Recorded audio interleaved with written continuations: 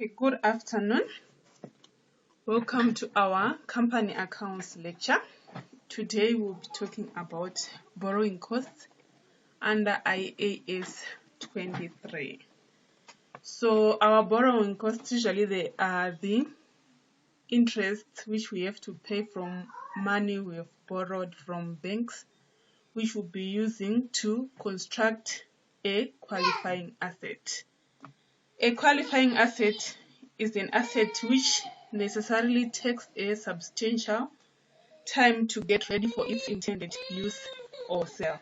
So we start to capitalize the borrowing cost when expenditure on the asset commences. Borrowing costs are being incurred and activities necessary to prepare the assets are in progress. So capitalization of borrowing costs starts when all these conditions are met. And also capitalization of the borrowing cost should stop when the asset is ready for its use. Maybe we have constructed our building and we have finished everything, it is ready for its use, or we have constructed the building for sale. When it is ready for sale, we then stop capitalizing our borrowing costs.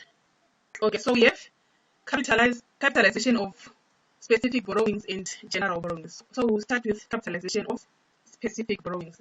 That is, we go to a bank to source funds specifically for a specific project. Let us look at the example which we have here. Okay, Colombia commenced the construction of an item of property, plant and equipment on 1 March 2015 and funded it with a 10 million loan. The rate of interest on the borrowing was 5%. Due to the strike, no construction took place between 1 October and 1 November. So we have to calculate the amount of interest to be capitalized as part of the non-current assets if Colombia's reporting date is 2015. Okay, so we want to calculate the amount which will be capitalized. Remember, we start to capitalize when expenditure on the asset commences, borrowing costs are being incurred, and activities necessary to prepare the asset are in progress. So when did we commence our construction?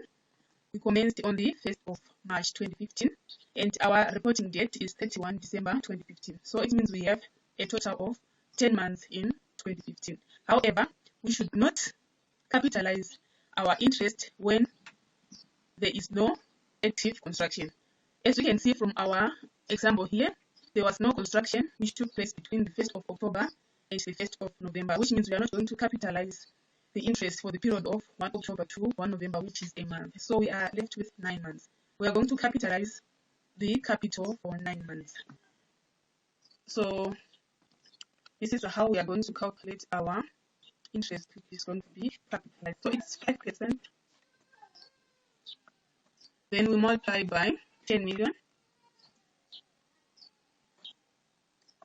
and we multiply by 9 over 12 months, which will give us,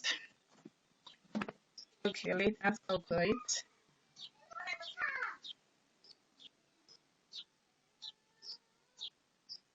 5% of 10 million is equal to 500,000, and then we multiply by 9 months. There was active construction, 9 over 12, which gives us 375,000. Okay, so this is the amount that we are going to capitalize. 375,000 will be part of the cost of the asset which Colombia is constructing. For other amounts, interest amounts which are not capitalized, we are going to write them as a revenue expenditure in the statement of profit or loss. Okay, let us go to the next one where we do not have specific borrowings to finance the construction of a qualifying assets. We'll be using our general borrowings. Let us look at example 2 where we use our general borrowings. So what we have to do, we have to calculate the weighted average interest, and then we multiply it by the amount of money which we actually incurred to construct our qualifying asset. Okay, Venezuela had the following bank loans in issue during 2015. So we have 4% bank loan and the amount of the loan is 25 million. We have 3% bank loan and the amount of the loan is 40 million. So we have additional information. Venezuela commenced the construction of an item of property, plant and equipment on 1 January 2015, for which it used its existing borrowings. 10 million of expenditure was used on 1 January and 15 million was used on 1 July. Calculate the amount of interest to be capitalized as part of the non-current assets during 2015. So we first calculate the weighted average interest rates. So we have two bank loans which were issued with here. So we calculate 4% of 25 million. 4% times 25 million. Then we get 1 million, which is our interest for the 25 million loan. Then we have the other loan, which is 3%. So it will be 3% times 3%. Then we multiply by 40 million. Then we get 1.2 million. So the interest for this loan will be 1 million plus 1.2 million. So the total interest will be 2.2 million.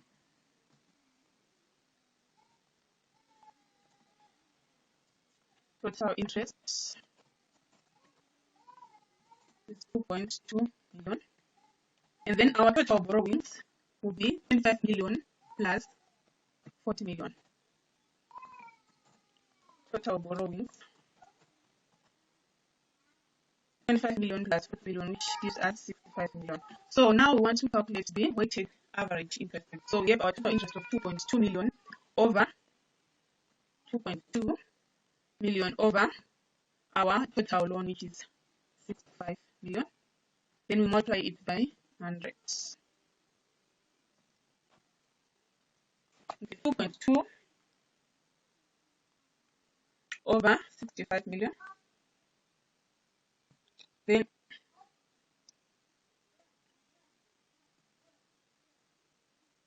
we multiply it by 100%. We get 3.38%. Okay, so this is our weighted average interest rate. So for us to calculate the amount which will be capitalized for that non-current asset, we need to multiply the weighted average interest rate multiplied by the expenditure which has been incurred on the construction of the non-current asset. So let's just go back to our question. What is it saying? Okay, on 1 January, 10 million of expenditure was used on 1 January and 15 million was used on 1 July. So our weighted average interest rate is 3.38. So it will be 3.38% multiplied by 10 million. 3.38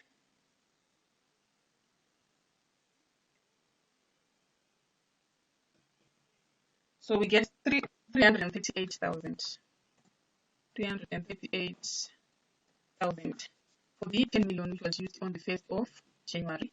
Then we also have 15 million which was used on the 1st of July. So it will be 3.38, our weighted average interest rate.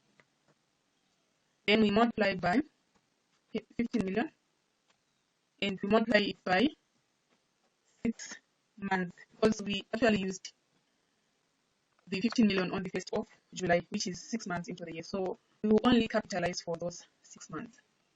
So we divide by 6 over 12.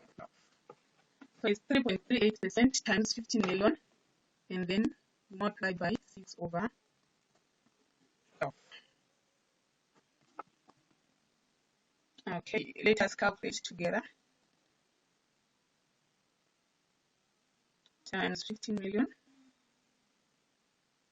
Then we multiply by 6 over 12.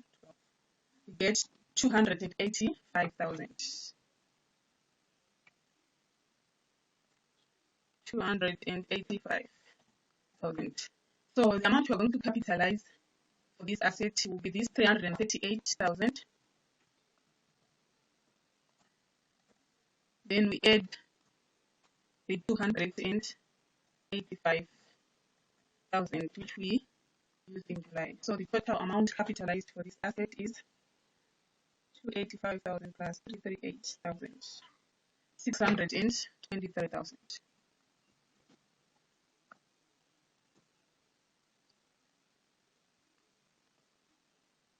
Okay, so this was our borrowing cost lesson, which is under IAS 23. Thank you so much. That is all we had for the lecture today.